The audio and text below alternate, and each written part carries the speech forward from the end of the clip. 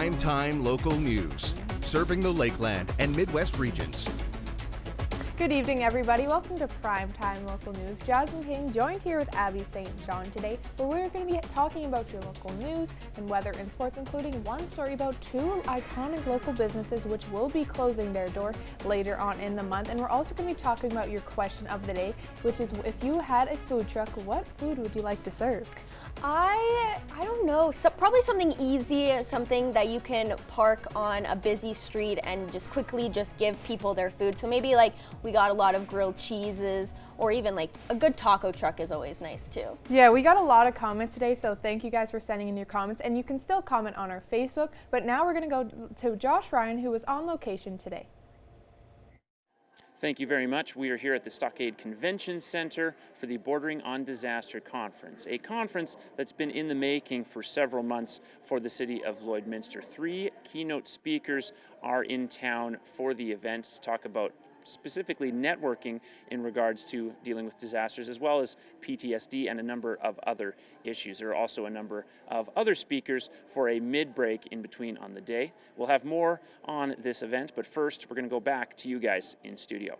With the dissolvement of Trudeau's parliament, the battle to keep Lloydminster Battleford on the Conservative side begins.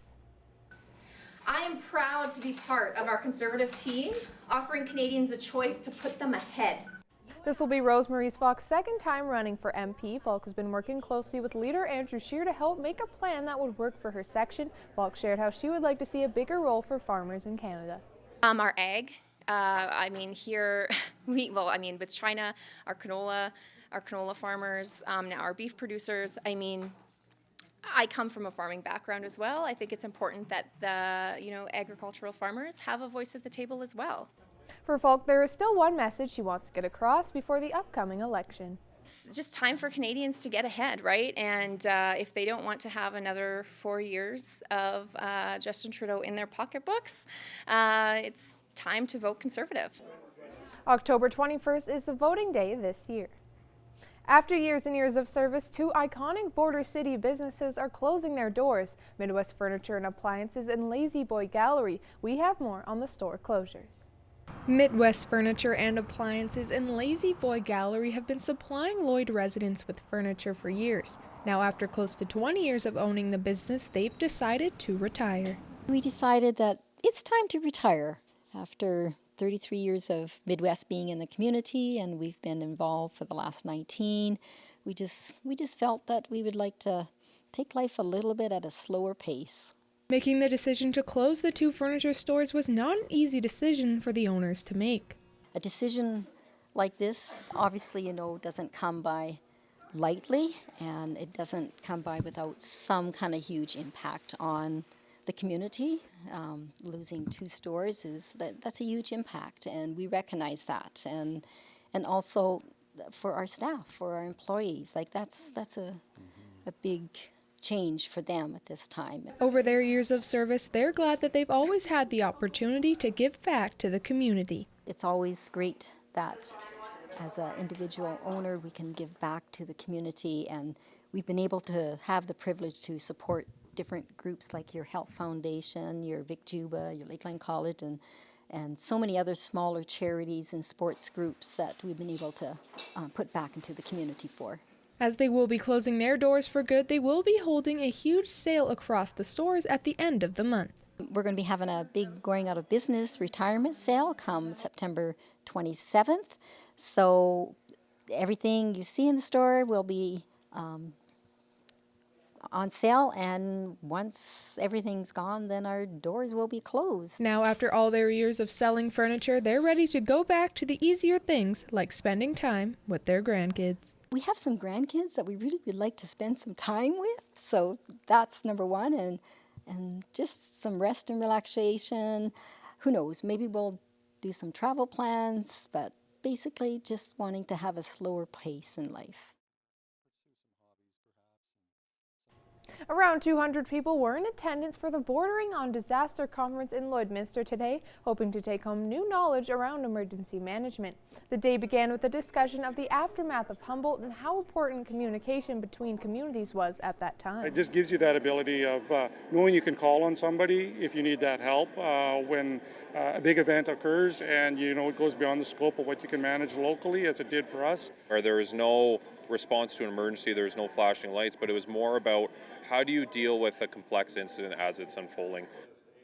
Day says a key lesson from the experience was having more help to manage the constant media presence. It's almost a full-time job for somebody just to work with those people, because we found that there's often such a turnover coming of networks that you could get the existing people there kind of trained, if I can say that, and then a new network would come in and you'd have to tell them that all over. The conference, hosted by Husky Energy, also covered dealing with support for mental health, economic recovery, and disaster resilience. Now we go to our Josh Ryan, who is on location today. We're here at the Stockade Convention Center for the Bordering on Disaster Conference. People from across both provinces here to join in for networking and learning more about how to deal with those emergency situations and other situations as well, including mental health. I'm joined by Fire Chief Jordan Newton. One of the things you must be most excited about, I'm sure, is the opportunity to network with other communities and municipalities that you can then take forward to your men and your women that work with you at the fire station. Absolutely. So these conferences are a great opportunity to network. We're expecting over 200 people here today, industry professionals, emergency managers across Alberta and Saskatchewan. So getting to talk to others and industry professionals, learn about industry best practices, so we can bring that back to Lloydminster and apply lessons learned into our emergency management program. Now, is there one thing you are most excited to learn about, or person you are most excited to network with, in terms of maybe a particular element that hasn't been explored as much with the fire station? Well, I'm here more for the emergency management side, and actually Joe Day was one of my more looking forward to with speakers. We do have a great lineup of speakers, but his experience with Humboldt and the proximity of the accident in relation to Humboldt and how a lot of their unforeseens happened, and the mental health aspect of healing a community and creating healthy, sustainable communities, his lessons learned is amazing. Absolutely. We'll look forward to talking to Joe Day a little later on in the show, but first, let's head back to the studio for a look at your weather. Thanks, Josh. We'll take a look at current temperatures. It is 17 here in the border city, and mostly cloudy skies has been the trend throughout most of today. We did see a little bit of sun earlier, but mostly cloudy. The wind coming in from the north-northwest at 10 kilometers per hour, and our records for this for today, back in 1994, the record high was 28, and the record low back in 91 was -4. Now taking a look at temperatures across the region, 22 in North Battleford, 24 in Saskatoon and Melfort, 25 in Prince Albert, and 19 in Meadow Lake. On the Alberta side, 18 in Athabasca and Edmonton, 16 in Rocky Mountain House, Red Deer, Jasper, and Whitecourt, 15 in Edson, and 18 in Cold Lake. Now overnight in Cold Lake, they're looking at mostly clear skies with a little bit of cloud and a low of 6. And tomorrow, a mix of sun and cloud throughout the day and a high of 7. In North Battleford, they may get a chance of some showers overnight, but it should be a mix of clear and cloudy skies with a low of 9. And tomorrow it will be mostly sunny skies with a tiny bit of cloud coverage throughout the day and a high of 20. Here in Lloydminster, we may see a little bit of a shower overnight, just like North Battleford, and a low of 6. And that wind will slow down just a little bit to 9 kilometers. And then tomorrow it should be a mix of sun and cloud and a high of 17 and a low of 6 for tomorrow. And the wind will keep to Thursday at 9 kilometers, but coming in from the east-southeast with a high of 16 and a low of 6. And then on Friday, that wind will pick up significantly at 17 kilometers per hour, coming in from the west-northwest, and a high of 16 and a low of 7. But it should be mostly sunny skies throughout the day. Just keep mind of that wind. We're right around our averages for this time of year, with our average high being 16 and our average low being 4. But as we look at your 3-day forecast, we'll have your 7-day forecast later on in the show.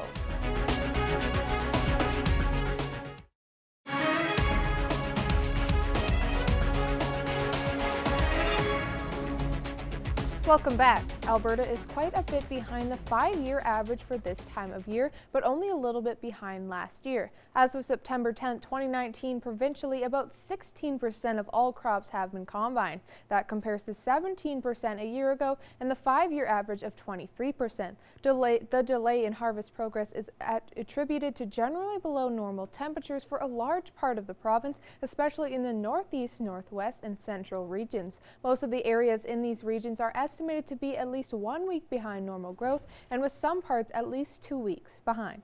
Now let's take a look at your ag prices.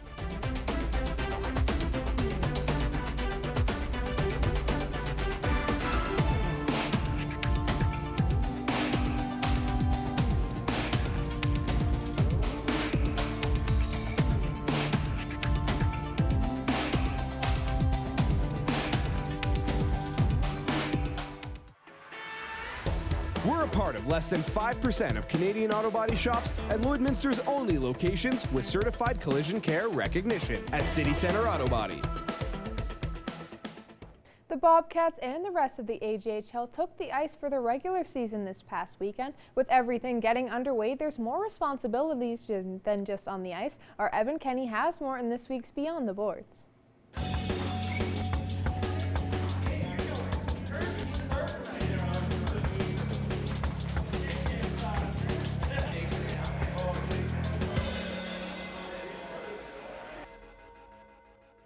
Pop, burgers, and popcorn. What's a hockey game without these? All that is made possible by a few special people, led by Vanessa Rowland. Rowland is the new concession supervisor and took in her first home opener on Saturday. Well, I worked a couple years ago in concession part-time, and I've always wanted to kind of operate and own my own business, so I thought this was the perfect opportunity. The concession seems easy, from a customer's standpoint at least. I thought the same until I decided to get behind the counter. Oh, that is hot. Ah. $20, okay.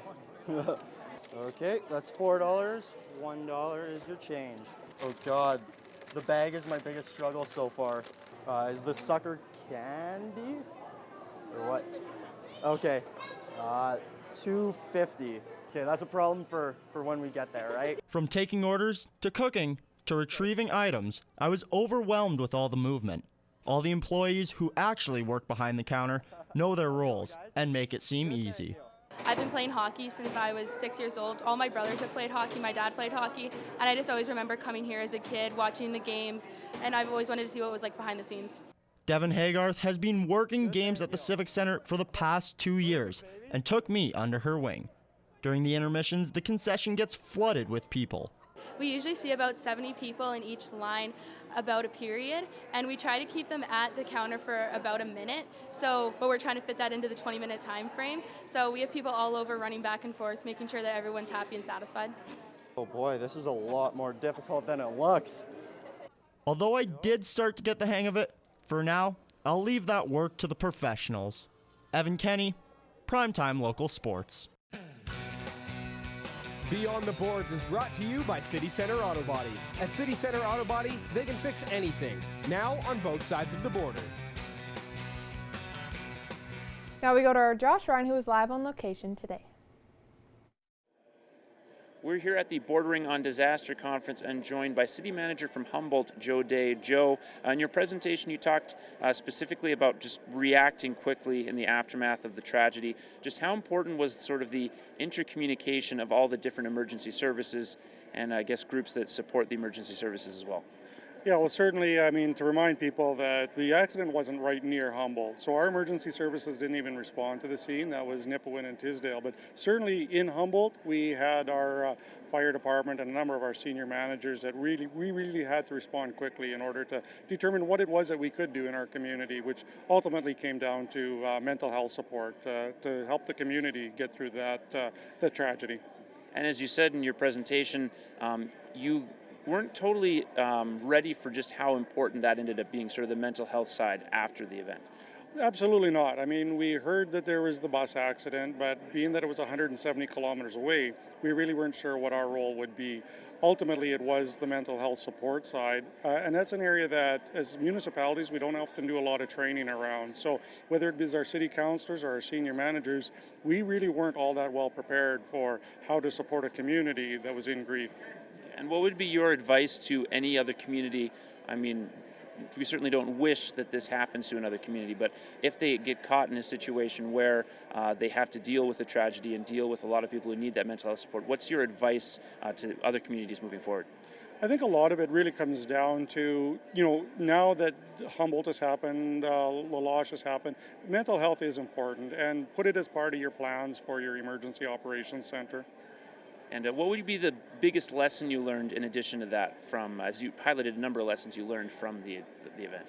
I think the power of networking, the power of relying on your peers, establish those networks, establish who it is that you can call on when you need help, because this was an event that went beyond the scope of what we could handle on our own in Humboldt, and we certainly called in help from around the province to help us get through that weekend, and in fact the months afterwards. Thank you once again for doing this, Joe. Let's head back to you guys in studio.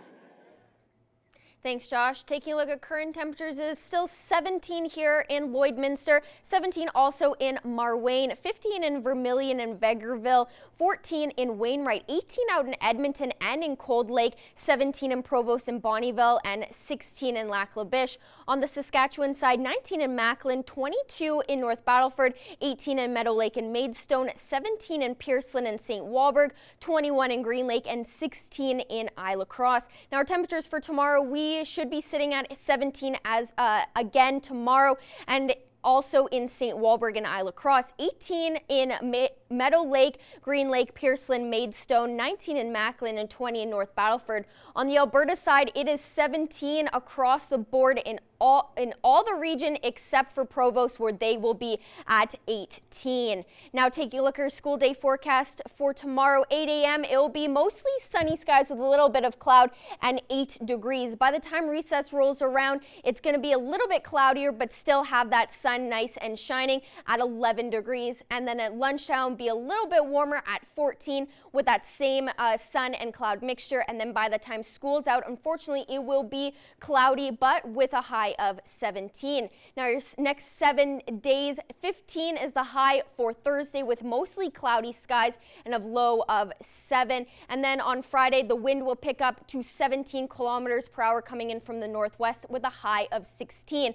Saturday, it should be a nice, bright, sunny day with a high of 17, and that wind slows down just a little bit at 15. And then the high on Sunday will be 20 degrees with mostly sunny skies, high of 19 on Monday, and on Tuesday, a high of 15, but that wind will pick up significantly to 26 kilometers per hour coming in from the west-northwest. So keep an eye out for that, but it will mostly be sunny skies, a little bit of cloud coverage throughout the day. And our averages are right around where we are with a high of 16 and a low of 4. That's a look at your 7-day forecast. We'll have more news coming up after the break. Now we go to our Josh Ryan, who is live on location at the Lloyd X. Thanks very much. I'm now joined by Jason Young, the Director of Education for the Northern Lights School Division here at the Bordering on Disaster Conference, in the Border City, to talk about the La Loche shooting and the aftermath and how you all dealt with it not only in the moment but in the weeks after. What were some of the key lessons that was learned through that whole experience? Certainly there was lessons learned around having a good team in place to help in the support, having a responsive team who's there to be there in a timely fashion to offer those supports. I think you also have to have a long-term plan, a short-term plan, and a long-term plan. And those were pieces we needed to focus on. And, there were shortcomings on our end as far as being responsive, as far as having those plans in place, but those are all pieces that were a work in progress and things we did in the aftermath. And was that something that you kind of learned months down the road after it happened, or right away there were kind of challenges that presented themselves? I think given the scale of the tragedy we had in La Loche, it took time for us to all just sort of reflect on that piece and heal through that process. And then, through time, it was a process for us then to reflect and then think about, okay, what could we have done differently? What could we have done better? And what are you most proud of in terms of coming away from that experience? Oh, I think I'm most proud of our staff, the community, the students, proud of everyone in the community who rallied and came together to help our students get back to school. You know, I think we're about education and seeing kids in classrooms and learning, and I'm proud of the fact that we're back in classrooms, we're learning, but it was those staff, it was the staff, the teachers, support staff, it was our elders, community leaders, parents, guardians, and students that all came together and were able to sort of focus on education. And do you have any particular goals for what you want people to most take away from your presentation as they go forward to their own communities? I think we've not really shared much by way of what happened in the Losh publicly. So I think this is an opportunity for us to sort of share our story publicly and bring about some awareness, and hopefully there are key lessons people can take away from our experience and others can apply in their organizations. Thank you once again for your time. We'll head back to you guys in studio.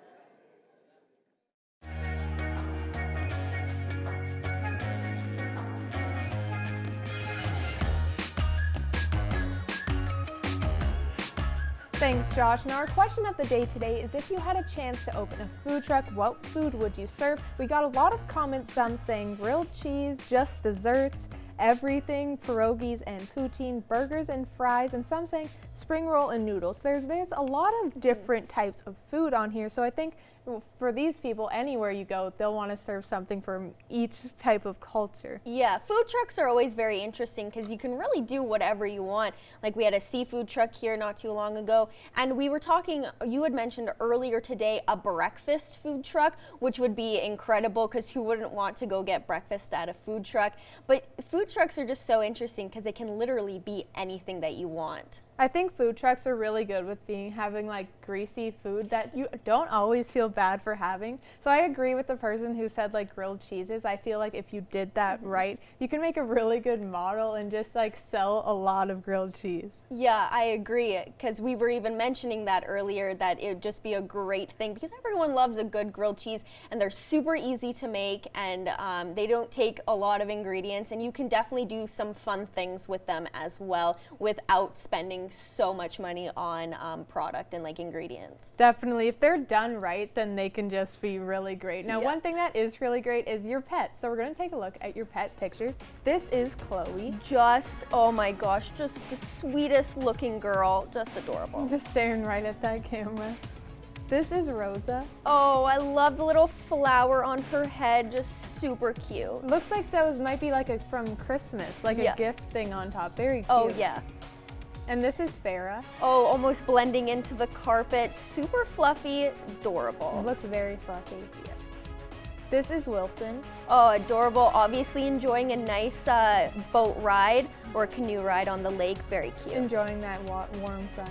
And finally, this is George and Oscar. Oh, I love when we have dynamic duos. Super cute. Them just either fighting for the stick or carrying it together. Having some fun for sure. Yeah. Well, thank you to everyone who sent in your pet pictures. We'll be giving away a Pet Pad gift card on Friday. We want to see your pets. Send photos of your pet and their name to our Facebook, Twitter, or Instagram to have them featured on Pet of the Day. Your name will be entered into a weekly draw for a gift certificate from the Pet Pad.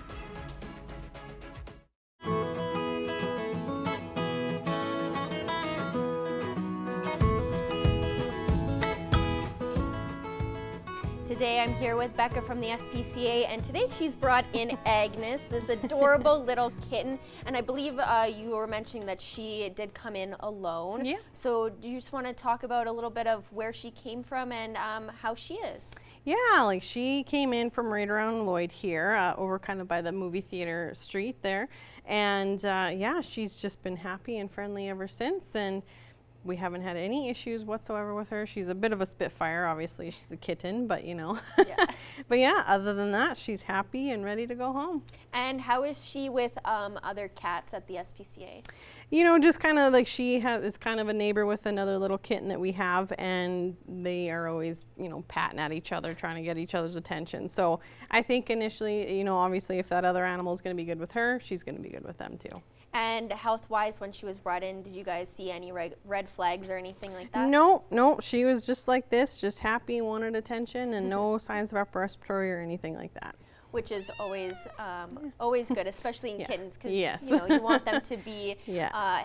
as healthy as possible. yeah. How are your numbers with due to cats? Because I know last week you guys were very full. And Yeah. so how are you this week? Yeah, same thing. I mean, you know, like last week we had, you know, quite a few dog adoptions too, which was nice, but, you know, some kitty adoptions as well over at our PetSmart adoption weekend. But, you know, we're still full. Like, you know, we're having some of the kennels for the kittens just so we can make a little bit more room. But yeah, like we're still packed full of cats, like as always kind of thing. But our dog numbers are down, which is nice. So that's good. Yes, of course, that is always good. And have you gotten, because I know you have different seasons for strays and stuff, have you been receiving a lot of strays, either with cats and dogs?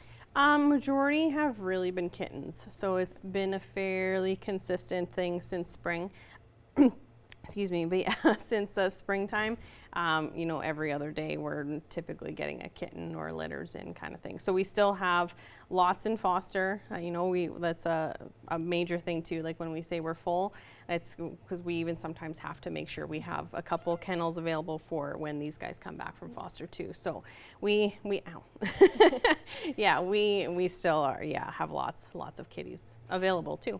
And what's next on the agenda for the SPCA in regards to pets? I know your Fall Frenzy is coming up in October, but anything else going on before that?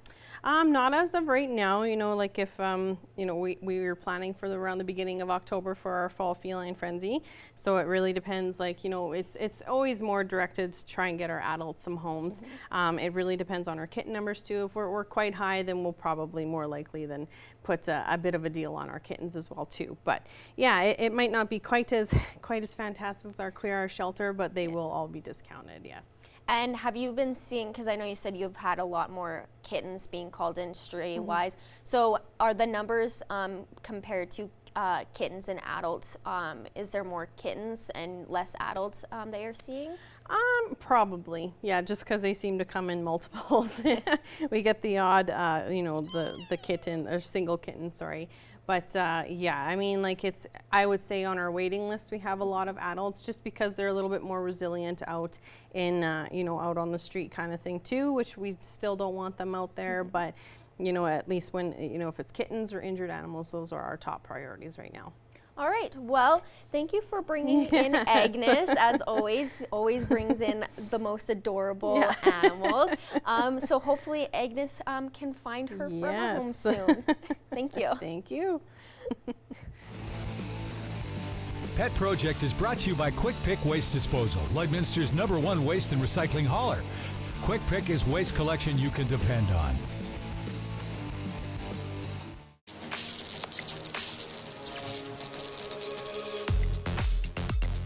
I'm Justin with Boom 1019 and 93.7 Wayne FM, and here's what's happening.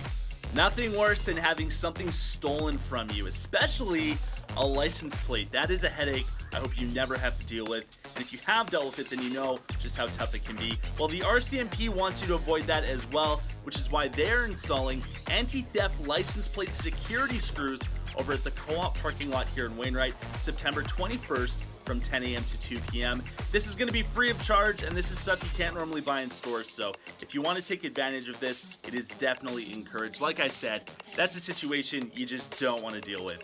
Moving on, the Intro to Memoir Writing is happening Tuesdays starting October 15th and going down until November 5th. It's a 4-week course and you are going to gain some very valuable skills, sharpen up your writing skills in particular, and who knows, maybe you will write the perfect memoir. It is $75 per person. If you want to register or get more information, make sure you email hello@wainwrightlearning.ca. And the fun stuff, like we always talk about, it is concert season, and next week is a very big one. Elton John brings his farewell Yellow Brick Road Tour to Rogers Place in Edmonton, September 27th and 28th. And then moving into October, we have another fantastic show. We got Honeymoon Suite Prism and Lee Aaron all rocking under one roof on October 19th in Sedgwick. Tickets are available for both shows. I'm Justin with Boom 1019 and 93.7 Wayne FM, and that's what's happening.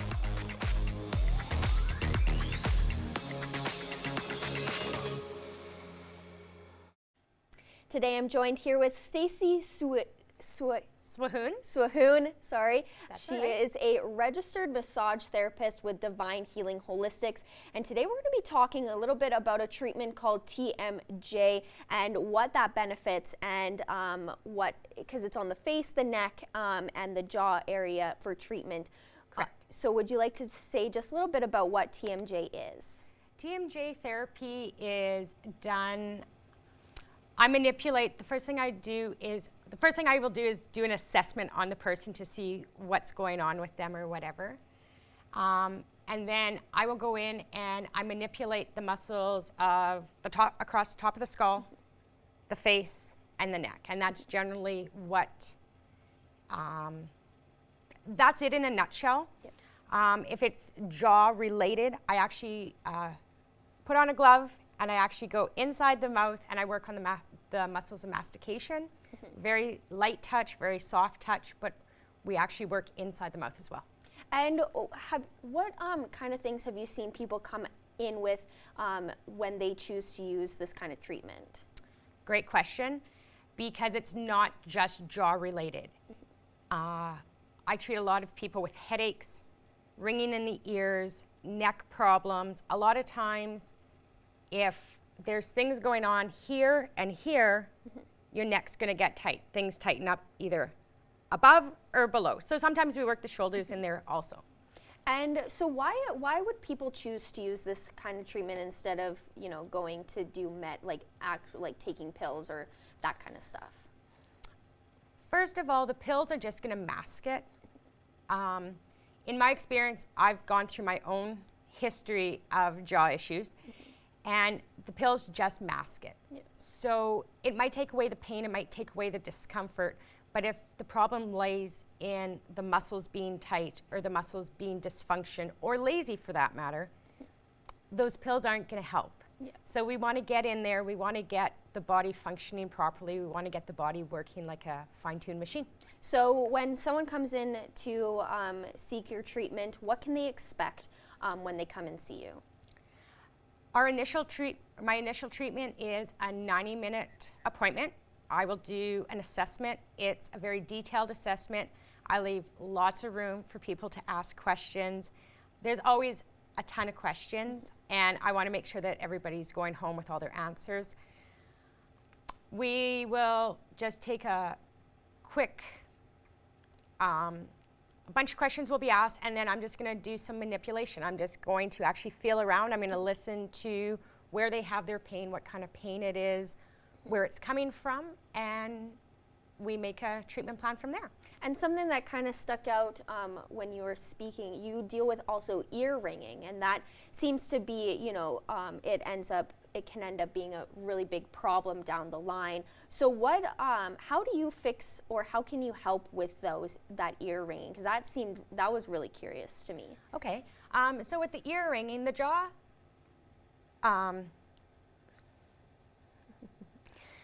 the jaw joint itself is right next to the ear. So if you put your finger up to your own ear and just barely open, you feel that little indent, that's the jaw joint. Yeah. So if there's something going on and there's muscles being tight, or there might be something going on with that joint itself, it's going to translate into the ear real quickly. So earaches, ear ringing, neck issues, constant headaches. There's it's endless. High stress. People who are in high stress jobs, what do you end up doing most of the day? You end up just clenching, right? Okay. That's going to have an effect. So the central problem is related to typically the jaw area. Yes. Okay. Well, really quickly before we wrap up, if anyone has any further questions about the treatment, or they even want to seek treatment from you, how can they do so? You can call Divine Healing. You can look on our website. We have all our treatments listed on the website, Facebook, and we are happy to answer any questions. If the website and the Facebook isn't getting you there, phone, and all of us will be happy to answer your questions. All right, well, thank you so much for coming in and explaining this. It's obviously helps a lot of people, and I think it's really it's a really good alternative to the masking of just using medication. So absolutely. Thank you for having me.